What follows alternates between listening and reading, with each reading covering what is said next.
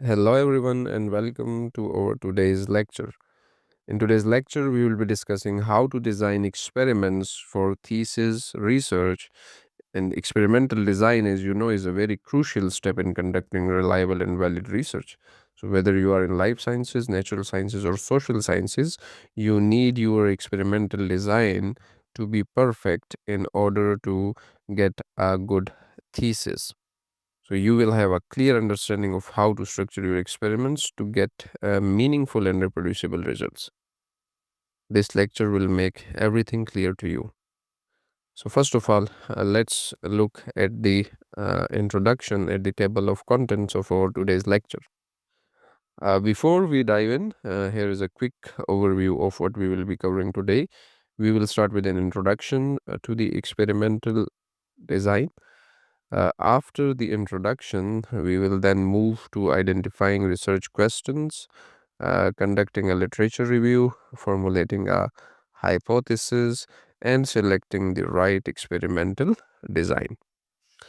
When we have done this part, we will then discuss about the setting of variables and choosing a sample and implementing the experiment and analyzing the data and then finally drawing conclusions. So these will be the main concerns of our today's lecture. And finally, we will look at specific examples from different fields before wrapping up with key takeaways, inshallah.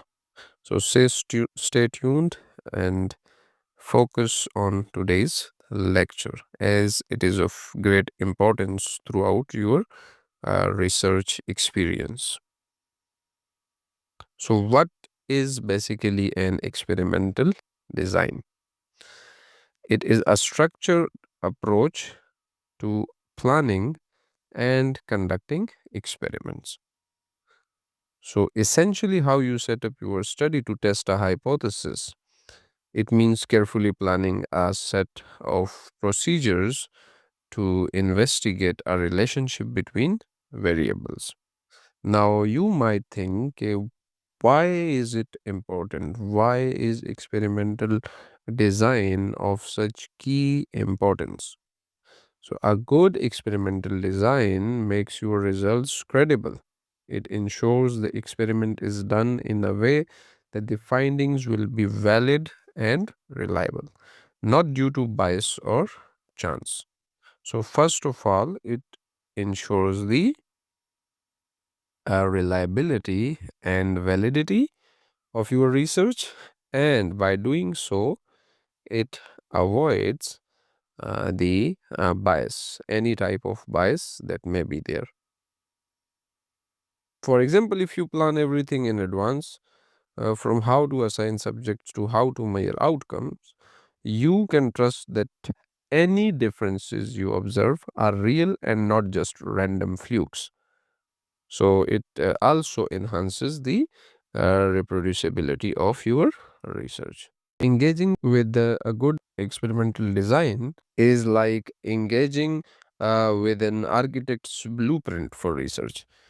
Just as a building needs a solid blueprint to stand firm, a thesis experiment needs a solid design to yield trustworthy conclusions.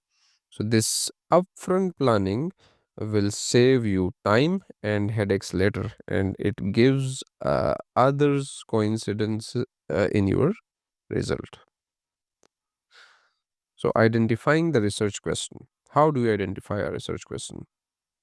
First of all, it is necessary for you to know that what actually is a research question. So, it is a clear and focused and concise inquiry that guides your research study.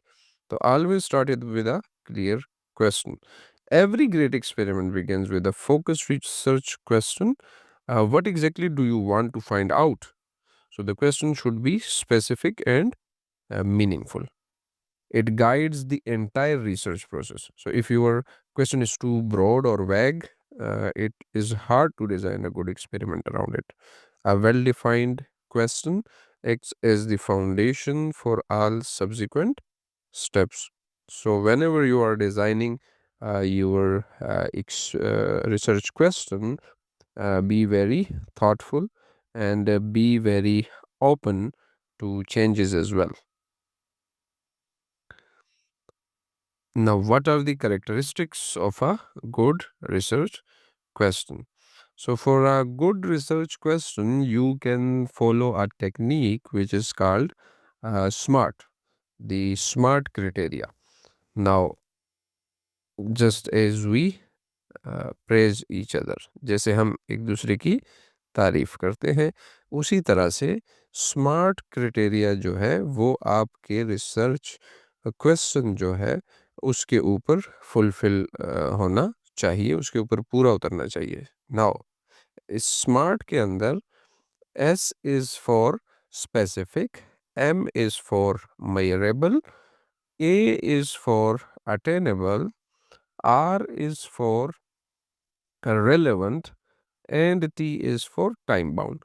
अगर आपको याद हो तो हमारे पिछले lecture में जो कि रिसर्च साइनॉप्सिस के ऊपर था, उसमें भी हमने ये चीज़ की कही थी कि आपका रिसर्च क्वेश्चन जो है वो टाइम फ्रेम को लाजमी मद्देनज़र रखे, वो रेलेवेंट हो आपकी फील्ड ऑफ स्टडीज से, क्योंकि आपने अगले 5 माह, 6 माह, 1 साल, 2 साल उसी चीज़ पे काम करना है। सो if it is not relevant to you or your field of interest, तो आपकी कामयाबी के चांसेस क्या हो जाते हैं, बहुत ही कम हो जाते हैं। अटेनेबल हो, attainable means real, so it must be real. ऐसा ना हो कि आप कोई ख्याली पुलाव बना रहे हैं, आपके पास रिसोर्सेज अवेलेबल नहीं है, ग्राउंड रियलिटी कुछ और है और आप जो है रिसर्च क्वेश्चन कुछ और बना रहे हो।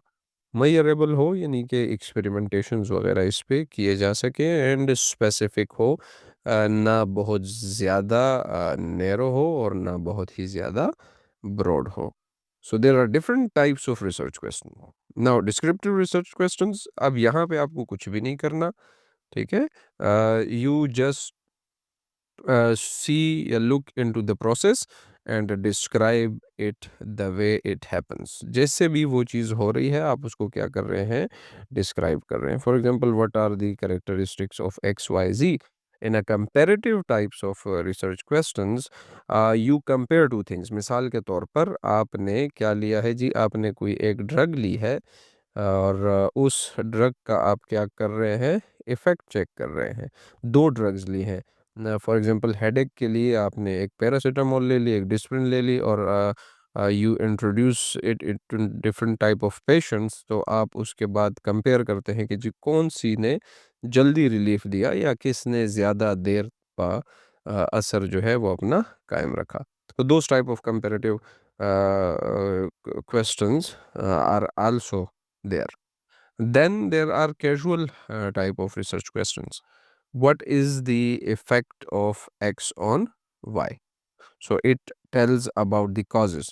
You are unaware of the cause and you start digging into it, and at the end of your research you come to the conclusion, you come to the solution। आप जो है जो वजह होती है रियल, आप उसको क्या कर लेते हैं, फाइंड आउट कर लेते हैं। तो इस तरह के जो है research questions they are called casual, जिसमें आप कॉजेटिव एजेंट को क्या करते हैं, फाइंड करते हैं। फॉर एग्जांपल, आप कहते हैं कि जी a person who uses computer too much, तो उसके क्या काजेज़ हो सकते हैं यूज़ ऑफ कंप्यूटर के।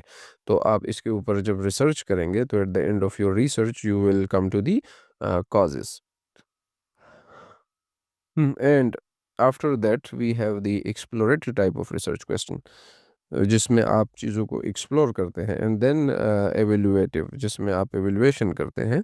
तो these are pretty much simple terms जिनको कि आप क्या कर सकते हैं, यूज़ कर सकते हैं अपने रिसर्च क्वेश्चन को डिज़ाइन करने में। जिस तरह के मिसाल के तौर पर आप कहते हैं कि जी फॉर इंस्टेंस आप ये कहें कि जी डू प्लांट्स ग्रो, तो a sharper question would be, इसका शार्पर क्वेश्चन क्या होगा, how does fertiliser X affect the height of tomato plants over 8 weeks.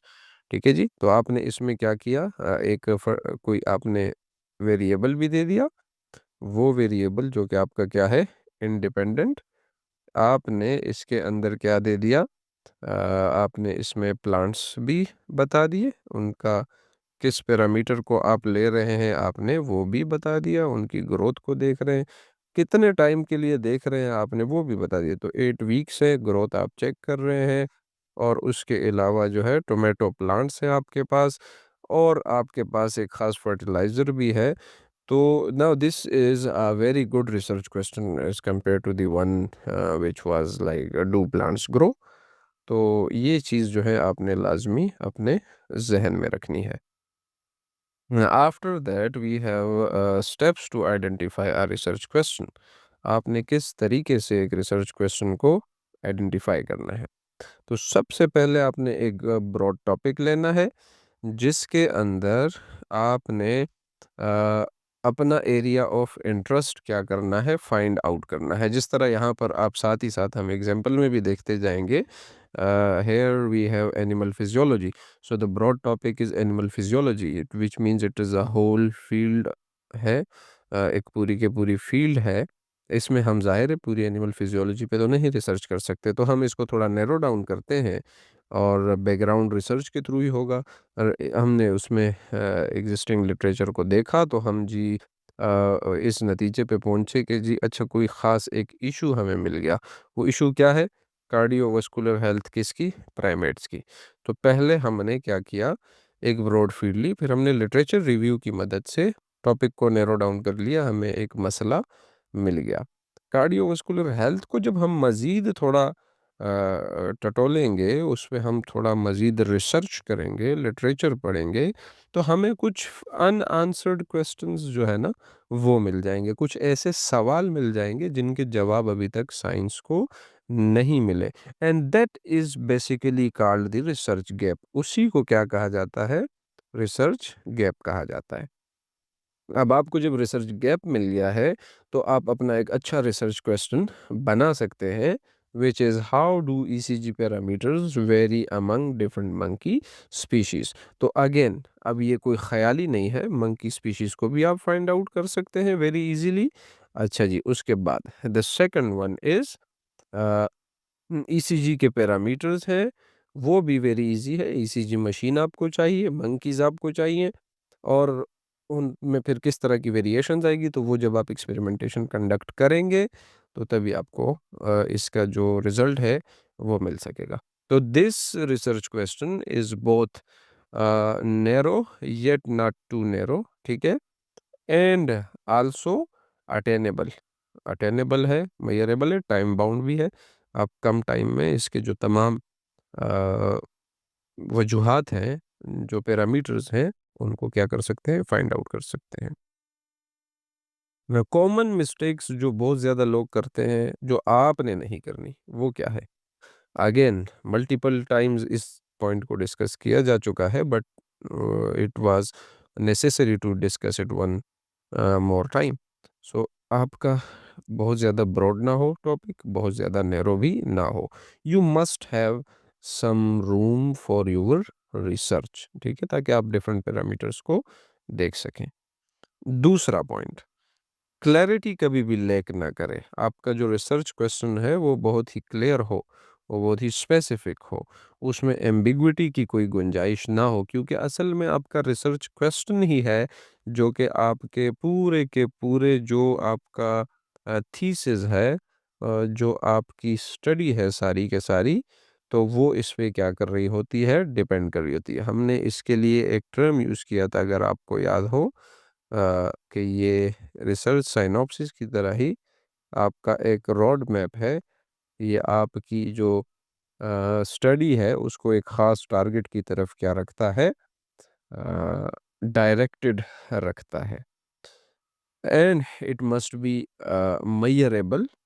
ठीक है, मेजरेबल हो, तो आपने ये गलती नहीं करनी कि जी आपने ऐसा क्वेश्चन सिलेक्ट कर लिया जिस पे रिसर्च ही नहीं कर सकते आप कोई उसके लिए मेथड ही नहीं है, कोई मेथडोलॉजी यूज़ ही नहीं की, कोई टेक्निक ही डेवलप ही नहीं हुई अभी तक उस चीज़ के लिए, तो that will be another problem. तो आपने ये चीज़ बहुत ही ज़्यादा क्या करनी है, अवॉइड करनी है, इससे दूर रहना है।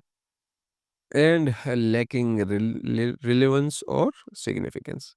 पिछले लेक्चर में भी हमने ये चीज़ डिस्कस की थी कि there must be significance in your research, और सिग्निफिकेंस डिपेंड करेगी साइंटिफिक कम्युनिटी को, इंडस्ट्री को, लोकल पॉपुलेशन को, but there must be significance. आपकी अहमियत होनी चाहिए काम की, वो प्रैक्टिकल होना चाहिए, उसकी कहीं ना कहीं कोई इम्प्लीमेंटेशन लाजमी होनी चाहिए।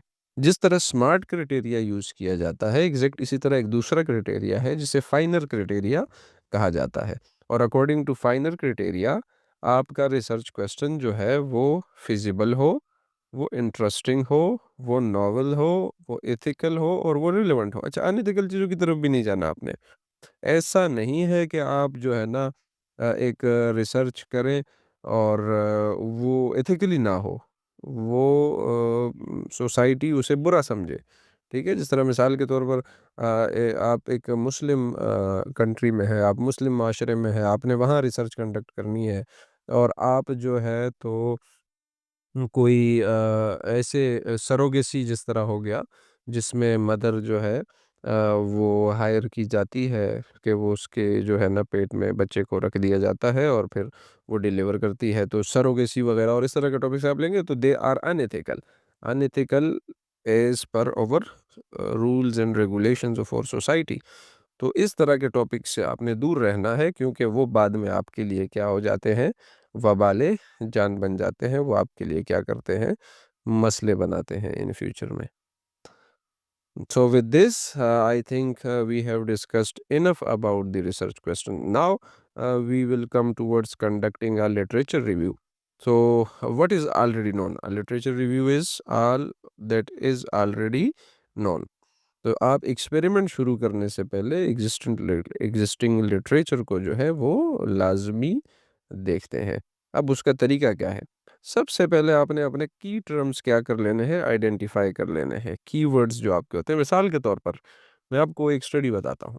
जिस तरह हमने पिछली ही जो है एक स्टडी का अभी हमने एक क्वेश्चन जो डिज़ाइन किया था, जिसमें हमने ईसीजी और मंकीज़ का आपस में जो है प्राइमेट्स का हमने बताया। तो इसमें आपके की टर्म्स क्या हैं? आपके पास ईसीजी है, ठीक है? और आपके पास इसके अलावा क्या है, आपके पास प्राइमेट्स हैं। और ईसीजी सिर्फ प्राइमेट्स पे तो नहीं है, आप वर्टिब्रेट्स को ले सकते हैं, इवन कॉर्डेट्स को ले सकते हैं, ह्यूमंस भी उसमें आ जाएँगे ऑब्वियसली, बाकी कोई एनिमल्स वगैरह, हॉर्सेस वगैरह और ये भी सब आ जाएँगे इसमें। तो इससे आपको क्या होगा, कीवर्ड्स मिल जाएँगे। फिर कोई एज ग्रुप ले सकते हैं, मेल फीमेल ले सकते हैं, जेंडर को ले सकते हैं। Now once you have defined the key terms, तो फिर आप सर्च करेंगे एकेडमिक डेटाबेसेस के अंदर। एकेडमिक डेटाबेसेस क्या है? मिसाल के तौर पर आपके पास गूगल स्कॉलर है, आप में से बहुत से लोग इससे सा क्या होंगे, फेमिलियर होंगे।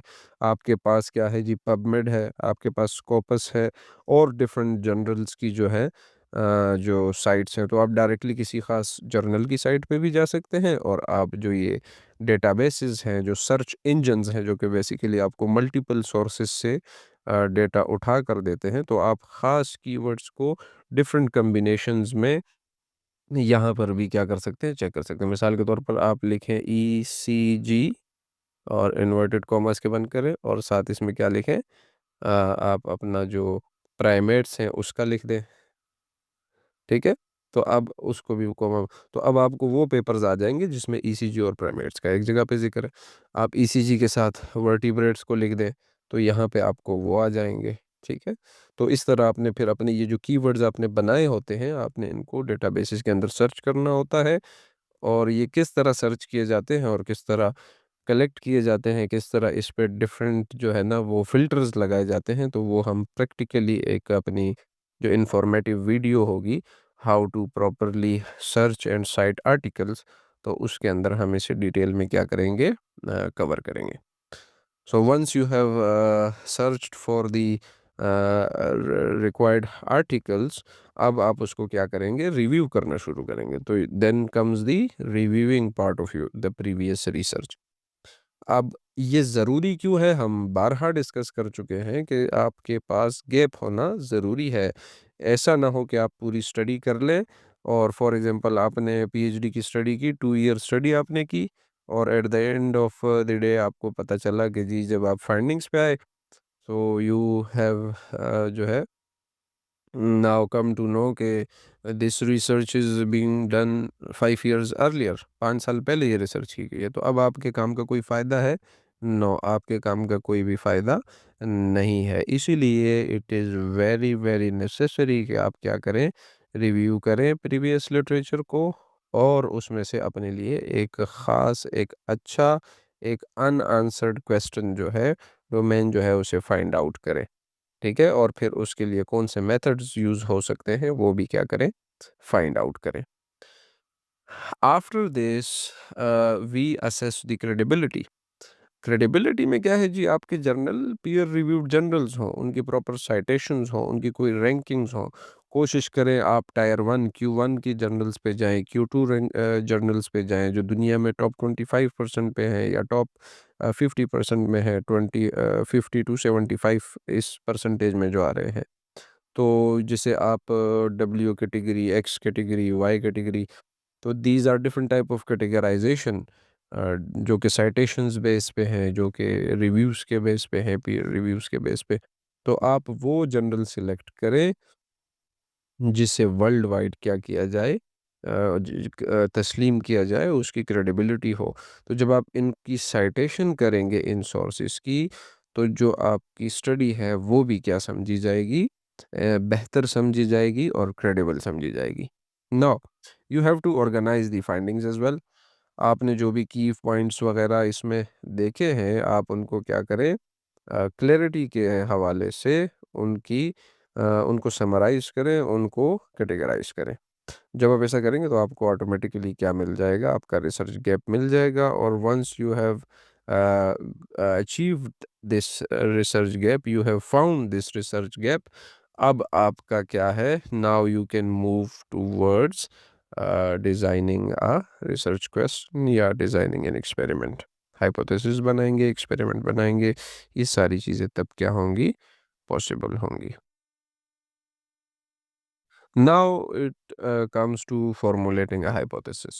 So hypothesis is you have in mind from your previous studies, from previous classes, that it is your best guess. तो hypothesis क्या है, आपका best guess है, दैट यू कैन टेस्ट। ये टेस्टेबल होता है, आप बार बार ये चीज़ पढ़ते आए हैं कि जी I hypothesis must be testable, it must be experimented on, इस पे एक्सपेरिमेंट किया जा सके। ऐसा ना हो कि आपने हाइपोथेसिस तो बना लिया बट वो अब रियल जो सिनारियोज हैं उसमें हम उसको टेस्ट नहीं कर सकते कि उसकी हमें क्या मिले, authenticity हो. Now, these guesses that you make are of two types. One is null hypothesis, and the other one is alternative hypothesis. So, null hypothesis basically tells you that there is no any relationship between the independent and dependent variable. For example, अगर आप कहते हैं, जिस तरह हमने कल एक topic decide किया था कि जी पीएच का और वीट की ग्रोथ पे क्या असर था, तो हम कहते हैं कि जी नल हाइपोथेसिस के अकॉर्डिंग क्या होगा, नल हाइपोथेसिस कहेगी कि there is no any effect of pH on growth of wheat. ठीक है जी, इसने नल कर दिया सिरे से। ये इस तरह का हाइपोथेसिस क्या कहलाता है, नल हाइपोथेसिस। लेकिन ऑन द अदर हैंड आपका अल्टरनेटिव हाइपोथेसिस क्या होगा, जिसमें इफ और देन के सिनारियोज आप यूज करते हैं, तो उसके अकॉर्डिंग आप कहेंगे कि जी if pH affects the growth of wheat, then variable pH of soil must give variable growths या altered growths in the wheat plants। तो आपने if और then का क्या कर लिया, क्राइटेरिया यूज कर लिया है। आपने बता दिया है कि जी हमारे पास अगर pH इफेक्ट करती है तो different pHs must result in different type of growths in wheat। अब इसको आप इजीली क्या कर सकते हैं, एक कंट्रोल्ड एक्सपेरिमेंट डिज़ाइन करके और इसे कंडक्ट कर सकते हैं। Now you have to make an experiment, design an experiment जहाँ पे आप under laboratory condition, under control condition आप different type of soil use करेंगे जिनकी पीएच एक दूसरे से मुख्तलिफ होगी। आप पीएच रिकॉर्ड करेंगे, the pH will be your independent variable. ठीक है जी, तो पीएच यहाँ पे आपके पास इंडिपेंडेंट वेरिएबल हो जाएगा। और इसके अलावा जो जो भी आपने, अगर आपने सिर्फ ग्रोथ देखनी है, अगर आपने जो है बायोमास देखना है, अगर आपने जो है जी इसकी और कोई डाइटरी वैल्यूज़ वगैरह देखनी है, तो वो सब आपके पास क्या है, आपके डिपेंडेंट वेरिएबल्स हो जाएंगे, जो कि इस पीएच पे क्या करेंगे, डिपेंड करेंगे। ठीक है जी। So formulating a hypothesis is very necessary. Now this hypothesis must be formulated in a certain way। ठीक है जी, ऐसा नहीं है कि आपने बस अपनी मर्जी से कुछ भी जो है वो कर लिया है, फॉर्मुलेट कर लिया। So for hypothesis you must identify the research question first. After that you must review the literature, because hypothesis is not something new। आप अपने से कोई बात नहीं करते, but it rests on the shoulders of the previous research. जो आपका hypothesis है, ये क्या कर रहा होता है, रेस्ट कर रहा होता है प्रीवियस साइंटिस्ट्स के जो है, वो प्रीवियस स्टडीज़ जो होती हैं उनके शोल्डर्स पे। ठीक है, यानी इसकी कंप्लीट डिपेंडेंसी उस पे होती है। तभी तो आप साइट करते हैं, तभी तो आप बताते हैं कि जी फलाने फलाने फलाने बंदे ने ये रिसर्च की है। ठीक है जी। फिर आपने वेरिएबल्स को क्या करना है, डिफाइन करना है, जो कि अभी पिछली स्लाइड में ही हमने डिस्कस कर लिया कि जी आपके पास इंडिपेंडेंट वेरिएबल होगा, डिपेंडेंट वेरिएबल्स होंगे। फिर आपने एक स्टेटमेंट बनानी है जिसको हम डिडक्शन कहते हैं, कि जी इफ़ और देन आपने यूज़ करना है कि if pH affects the wheat growth, तो फिर different pHs will result in different growth in the wheat. तो ये आपकी क्या होगी, अब इसमें क्या है, टेस्टेबिलिटी को आपने इंश्योर कर लिया है। ये हाइपोथेसिस इजीली क्या किया जा सकता है, टेस्ट किया जा सकता है। तो टेस्टेबिलिटी भी आपके पास आ गई है। Now choosing the experimental design, तो is you all know this is your blueprint for testing. Now that you have a question and hypothesis, you need to choose how to test it. The experimental design is your blueprint for the study. It outlines whether you will have a control group, how you will assign subjects to groups, how many treatment conditions you will have, and so on. There are many design types, for example descriptive design is there, ठीक है, correlational design is there, experimental design is there, quasi experimental design is there। We have discussed it earlier in the types of research question, कि ज़ाहिर है आपका research question के लिए हमने क्या कहा था कि वो रोड मैप होता है, तो वो रोड मैप यही एक्सपेरिमेंट में आपके क्या हो रहा होता है, एक्सपेरिमेंटल डिज़ाइन में फॉलो हो रहा होता है। अगर आपने रिसर्च क्वेश्चन डिस्क्रिप्टिव बनाया है, तो एक्सपेरिमेंट उसका क्या होगा, आप सिर्फ ऑब्जर्व करेंगे और रिकॉर्ड करेंगे चीज़ों को, आप खुद से इसमें कुछ भी नहीं करेंगे। तो जब आपने विदाउट एनी इंटरवेंशन, आप खुद से कोई इंटरवेंशन नहीं करेंगे, जो आपको फाइंडिंग्स मिलेंगी आप उनको एज इट इज़ क्या कर देंगे, रिपोर्ट कर देंगे। ठीक है। तो after the descriptive design there is a correlational design. Again relationship बताते हैं वेरिएबल्स का, लेकिन आप कोई काजेशन वगैरह इसकी खुद से इस्टेब्लिश नहीं करते। Then comes the experimental design, वो बेसिकली क्या करता है, कॉजेशनल रिलेशनशिप जो होता है, जो कि कॉजेज इफ़ेक्ट्स वगैरह बताता है, तो वो आपके एक्सपेरिमेंटल डिज़ाइन में से, जिसे ट्रू एक्सपेरिमेंट कहा जाता है, इसकी प्रॉपर्टीज़ क्या है, कि ये रैंडमाइज्ड होता है और ये कंट्रोल्ड कंडीशन के अंदर होता है। आप वेरिएबल्स अपनी मर्जी से क्या कर सकते हैं, मैनिपुलेट कर सकते हैं। क्वाज़ी एक्सपेरिमेंटल डिज़ाइंस भी जो है वो सिमिलरली ट्रू एक्सपेरिमेंट की तरह ही होते हैं, बट इनमें हम रैंडमाइजेशन नहीं करते। That is the key difference between these experimental designs and quasi experimental designs. Now common experimental design methods क्या हो सकते हैं जी, आपने मैच करना है अपने डिज़ाइन को क्वेश्चन के साथ। You have to ask yourself what kind of evidence you need. If you want to establish cause and effect, तो आपके पास क्या है, एक controlled experiment होगा। तो जैसे कि एक randomized control trial कर लें, वो आइडियल हो जाएगी यहाँ पे। So for example, to test a drug efficacy, you would likely use a uh, between subject design with the treatment group and a placebo control group। तो आपने क्या करना है, ग्रुप 1 को प्लेसिबो देना है, ठीक है, और जो कि आपका कंट्रोल होगा, और आपने ग्रुप 2 और बाकी जितने भी अगर डिफरेंट डोजेस पे बनाने हैं, तो आपने उनको क्या देना है, ड्रग देनी है। जिससे क्या होगा, एक्सपेरिमेंट आपका कंट्रोल्ड है और रैंडमाइज भी। आपने सिलेक्शन जो की है पेशेंट्स वगैरह की, वो आपने बिल्कुल रैंडम की है, रिस्पेक्टिव ऑफ एनी बायस। फिर इसमें आ जाता है आपके पास कंट्रोल एंड रियलिज्म भी आ जाता है। So good experimental design finds a balance between control and real world relevance. Tightly control lab experiments जिनकी इंटरनल वैलिडिटी बहुत ज़्यादा होती है, वो आपको कॉजलिटी बता सकते हैं, लेकिन आर्टिफिशियल से लगते हैं क्योंकि आपने सारी चीज़ें खुद क्या की होती है, कंट्रोल की होती हैं। और इसके बरअक्स अगर आप नेचुरल एक्सपेरिमेंट्स की तरफ जाते हैं, जिनको फील्ड एक्सपेरिमेंट्स भी कहा जाता है, तो यू हैव कंट्रोल्ड, हमने क्या कहा जी, आपके पास कंट्रोल्ड है एक्सपेरिमेंट्स और आपके पास हो सकते हैं फील्ड एक्सपेरिमेंट्स, ठीक है। तो अगर आप फील्ड की तरफ जाते हैं, नेचुरल एक्सपेरिमेंट्स की तरफ जाते हैं, तो अब वहाँ पे जो उनकी एक्सटर्नल वैलिडिटी है वो बहुत हाई होती है। तो वो रियल वर्ल्ड सिचुएशंस में ज़्यादा जो है क्या कर सकते हैं, रिलाई कर सकते हैं, लेकिन आप उनको कंट्रोल नहीं कर सकते। फिर अपनी मर्ज़ी से आप फैक्टर्स को मैनिपुलेट नहीं कर सकते। ठीक हो गया जी? मिसाल के तौर पर अगर आप कंज्यूमर बिहेवियर को पढ़ रहे हैं, तो you might do a field experiment, आपने फील्ड एक्सपेरिमेंट करना है, ठीक है, रियलिज्म के लिए। लेकिन अगर आप कंट्रोल को भी इंट्रोड्यूस करना चाहते हैं, तो फिर आपने स्टोर्स वगैरह सिमिलर रखने हैं। जिस टाइम पे आप अपने सैंपल्स वगैरह कलेक्ट कर रहे हैं, वो आपने जो है सिमिलर रखने हैं।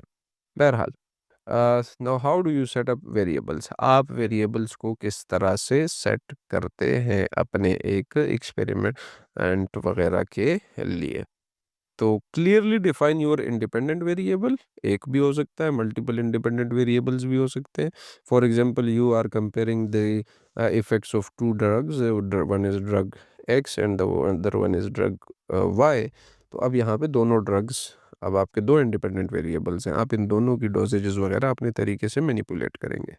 जो रिजल्ट्स, जो जो फैक्टर्स आप देखना चाहते हैं, फॉर एग्जांपल आप देखना चाहते हैं हाइट, देखना चाहते हैं वेट, देखना चाहते हैं ग्रोथ, देखना चाहते हैं, ठीक है, ओवरऑल कोई ग्लूकोज बल्कि देखना चाहते हैं ब्लड का, तो अब ये सारे आपके बस में नहीं है। ये आपकी इस एक्स वाई की मैनिपुलेशन की वजह से जो रिजल्ट आपको मिलेंगे, तो ये आपके क्या कहलाएंगे जी, डिपेंडेंट वेरिएबल कहलाएंगे। अगेन, डिपेंडेंट वेरिएबल्स भी आपने खुद सेलेक्ट करने हैं। They can be one, they can be two, and they can be in any number you want to study. The independent variable is what you, जो कि आप बज़ाहिर द रिसर्चर हैं, विल मैनिपुलेट और चेंज, और the dependent variable is what you will measure और observe as the outcome. तो यहाँ पर हमारे पास ये डिपेंडेंट वेरिएबल और इंडिपेंडेंट वेरिएबल क्या हो गया, क्लियर। देन कंट्रोल वेरिएबल्स क्या होते हैं?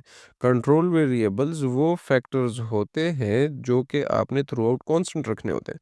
मिसाल के तौर पर, आपने पहला कंट्रोल वेरिएबल रखा कि जी हम आप हर 6th डे पे सैंपलिंग करेंगे, तो this is the first control variable. आपने सेकंड कंट्रोल वेरिएबल रखा कि जी एक्स और वाई ड्रग तो दी जा रही है, हो सकता है जो ड्रग देने का स्ट्रेस है वो ज़्यादा हो, उसकी वजह से कोई मसला या कोई जो है ना कोई जो करेक्शन वगैरह हो रही है वो हो रही हो, तो आपने प्लेसिबो भी दे दिया, एक कंट्रोल ग्रुप आपने रख लिया जिसको आप खाली कोई पानी दे रहे हैं, डिस्टिल वाटर दे रहे हैं, लेकिन आप उसको भी कुछ ना कुछ दे रहे हैं, तो वो आपने क्या कर लिया, कंट्रोल कर लिया, एंड सो ऑन। ठीक है जी। तो प्लेसिबो का भी बहुत ही ज़्यादा ज़रूरी है इस्तेमाल करना। तो आपने ऑपरेशनलाइज करना है हर चीज़ को। For each variable decide how exactly it will be measured और manipulated. Plant growth could be for example operationalized as increase in height in centimetre after 8 weeks. This makes it precise. So likewise, learning outcome in an educational experiment might be defined as score on a standardized test after the course. तो इस तरह के जो है ना आपके पास जो factors हैं उनको आप पहले से डिफाइन करेंगे, तो जो पहले से डिफाइंड होंगे, तो जो बायस है वो क्या होगा, कम से कम होगा या नहीं होगा। Then selecting a sample and sample size. तो choosing participants or subjects decide who or what you will study. This is your sample drawn from a larger population of interest. Use statistical methods for adequacy. अब आपने इसमें different statistical methods use करने हैं, different तरीकों से आपने क्या करनी है, ये सैंपल को और उसके साइज को क्या करना है, सिलेक्ट करना है, क्योंकि यही आपकी जो वैलिडिटी है आपकी एक्सपेरिमेंट की, उसमें बहुत अहम किरदार अदा करता है। फिर रैंडमाइजेशन बहुत ज़्यादा ज़रूरी है कि किसी किस्म का भी जो बायस है वो ना रहे। अब सैंपल साइज़ आइडेंटिफ़ाई करना ये बहुत ही क्या है, क्रिटिकल है। ये जो सैंपल साइज़ है, जो बज़ाहिर इतना सिंपल वर्ड है, उतना ही ज़्यादा कॉम्प्लिकेटेड है।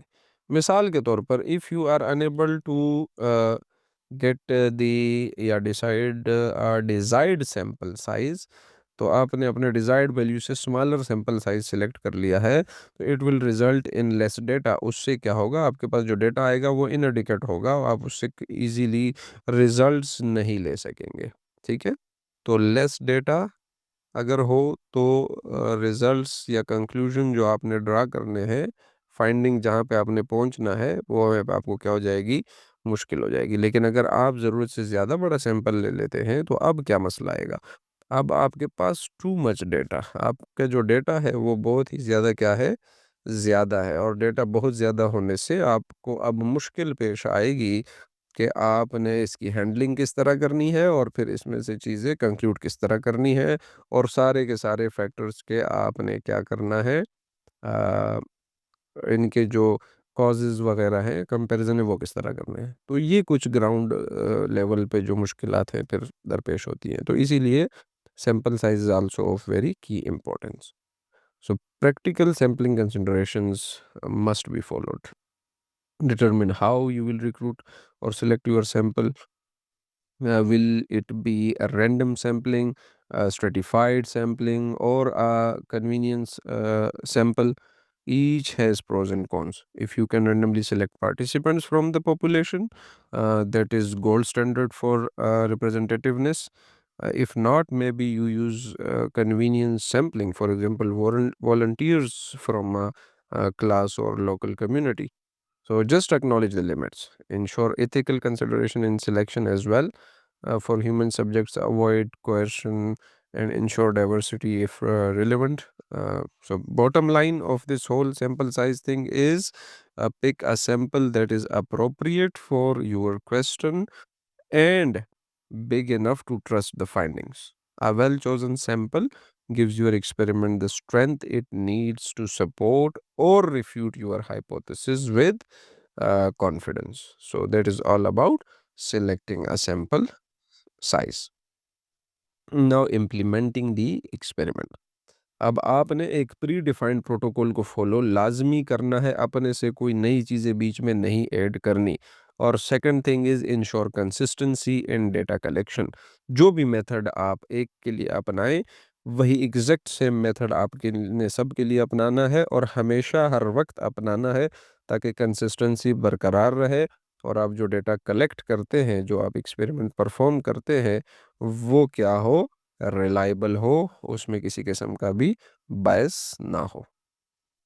सो प्लान द प्रोसीजर, पहले से प्लान करें। जब आप पहले से चीज़ों को प्लान करते हैं, तो आप at the same time changes नहीं करते, और जब आप चेंजेस नहीं करते, तो इट मीन्स कोई प्री डिफाइंड चीज़ थी, उसने आपको जैसा भी रिजल्ट दिया, वो आपने क्या कर दिया, बता दिया।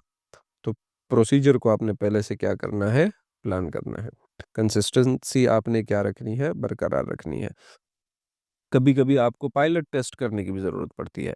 Now you might be wondering about pilot test के ये क्या होते हैं? पायलट टेस्ट ये है कि आपने अपने एक्सपेरिमेंट की फिजिबिलिटी वगैरह, इसकी प्रैक्टिकल नेचर चेक करने के लिए आप एक बड़े लेवल पे, एक मेगा स्केल पे एक्सपेरिमेंट लगाने से पहले एक छोटा सा ट्रायल रन कर लेते हैं, to catch any glitches in your procedure before the full experiment.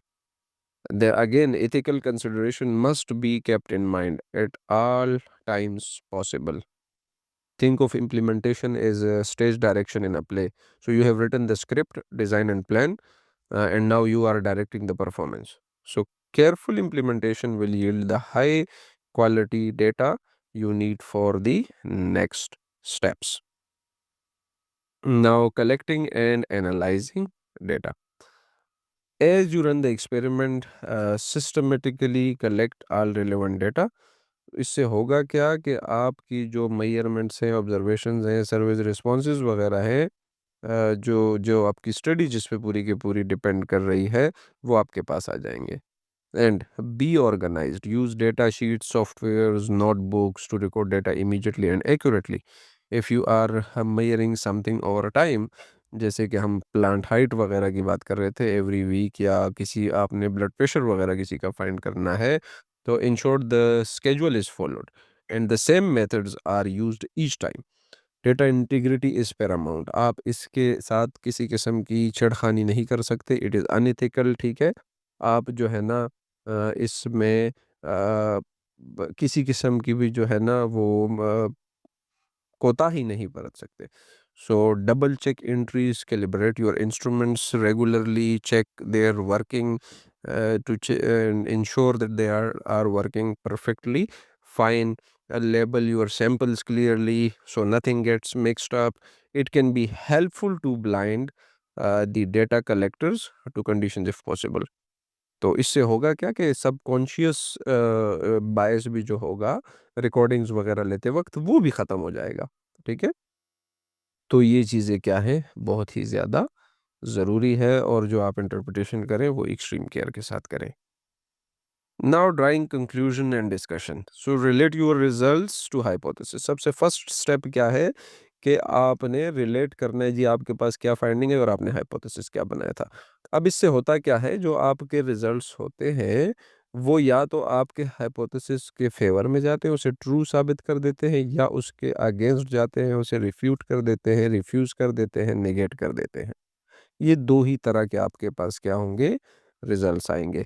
लेकिन अब हमारे यहाँ बहुत ज़्यादा जो मसला है वो ये है कि we always try over level best कि हम जी जो हमने रिसर्च की है उसको हम करें कि हमारे हाइपोथेसिस को सही साबित करें, विच इज़ कंप्लीटली जो है नॉन साइंटिफिक अप्रोच है.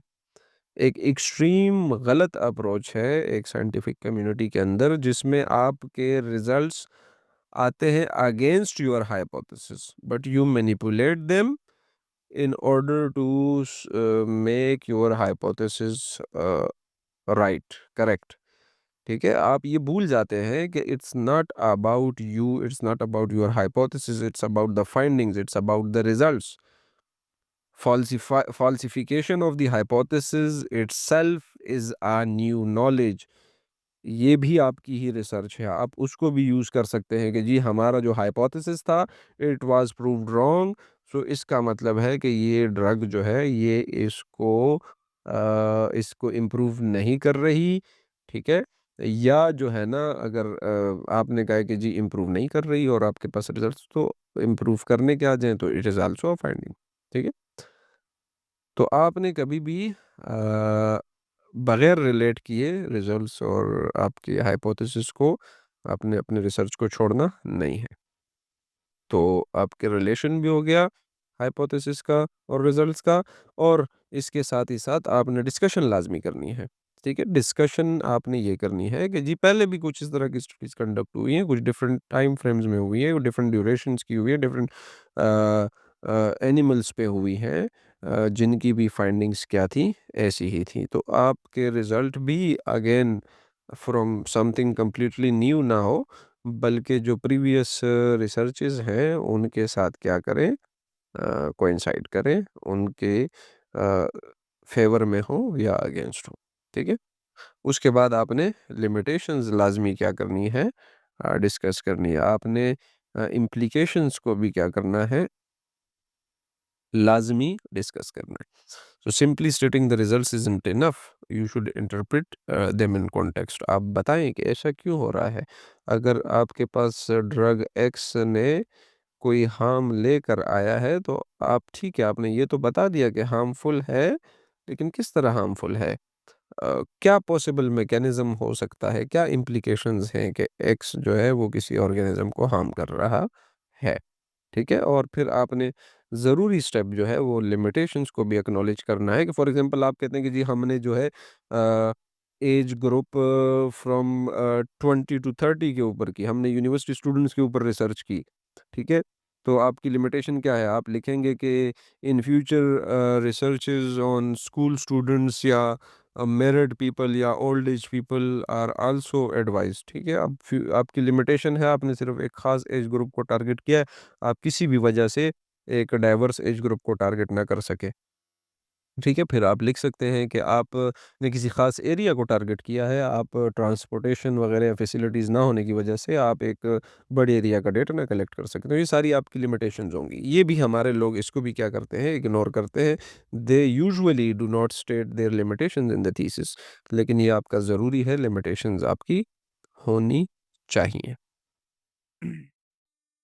Now here we have different experiments designed from different fields of studies like this first one is from life sciences research question क्या है दो ड्रग्स का सॉरी एक्स ड्रग का effect बताना है कि जी क्या ब्लड प्रेशर को कम करता है या नहीं तो अब हाइपोथेसिस क्या होगा आपका कि drug x lowers blood pressure significantly अब अगेन आप एक्सपेरिमेंट करेंगे इस पे रैंडमाइज़्ड कंट्रोल ट्रायल होगा। अब रैंडम लोगों को जो ब्लड प्रेशर के मरीज़ हैं, जिनका ब्लड प्रेशर हाई रहता है, आप उनको एक ख़ास डोज़ देंगे and if you find out कि जी ब्लड प्रेशर को लो कर रहा है, तो it means your hypothesis stands corrected और ये डोज़ जो है, ये ड्रग जो है, ये इफ़ेक्टिव है against treating the blood pressure.